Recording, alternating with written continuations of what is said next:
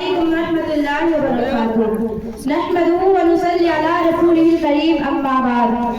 आज के इस तकरीर की इज्जत मआब सदर मजलिस काबिल एहतराम मेहमानाने खुसूसी असातिज़ाए किराम, मेरे हर्दिल अजीज हम साथियों और मुअज़्ज़ज़ सामिईन इज़ाम, ये नफरत बुरी है न पालो इसे, ये नफरत बुरी है न पालो इसे, दिलों में खलशे निकालो इसे, न तेरा न मेरा न इसका न उसका, न तेरा न मेरा न इसका न उसका, ये वतन है हम सबका बचा लो इसे।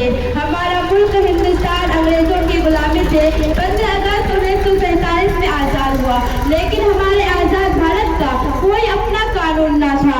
इस कमी को पूरा करने और दस्तूर मुकम्मल करने के लिए दस्तूर साज कई तश्कील दी गई। हमारे मुल्क का कानून 26 नवंबर 1947 में बनकर तैयार हो गया था, मगर इसे 26 जनवरी 1950 को पूरे मुल्क में नाफिज किया गया।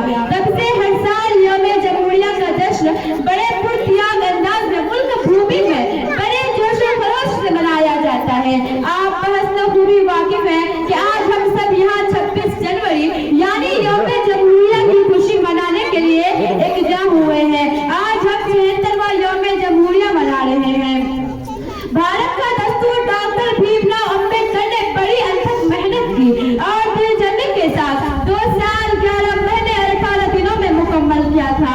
हमारे मुल्क का दस्तूर दुनिया की तवील तरीन दस्तूर में एक है। आज खुशी के इस मौके पर हम मज़दूर व मोहब्बत वतन के अजीम रहनुमा और शहीदों जैसे मौलाना मोहम्मद अली ज़हर, महात्मा गांधी, खान अब्दुल गफ्फार खान, पंडित जवाहरलाल नेहरू, भगत सिंह, मौलाना अबुल कलाम आजाद, डॉक्टर बाबा साहब अम्बेडकर, अशफाक उल्लाह खान और हमारे फौज के वीर जवानों को भी याद करते हैं। हमारे मुल्क भारत को जमहूरी मुल्क बनने की तमन्ना गुजर चुकी है, लेकिन फिर भी हमारे मुल्क फसादात, जराइम, रिश्वतखोरी, कालाबाजारी, समाजी नाबराबरी, बेरोजगारी और दहशतगिरी से जैसे संगीन मसाइल से दो चार है। हमारे मुल्क के दस्तूर ने हर फर्द को अपने मजहब और उसकी तबलीग करने की आजादी दी है।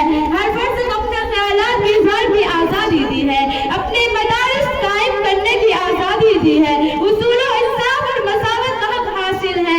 इसी तरह दस्तूर ने हम पर कुछ जिम्मेदारियां आयद की हैं, जैसे सबके साथ प्यार और मोहब्बत से रहना, नफरत न फैलाना, वतन से मोहब्बत करना, वतन की हिफाजत करना और मुल्क की तरक्की के लिए कोशिश करना वगैरह।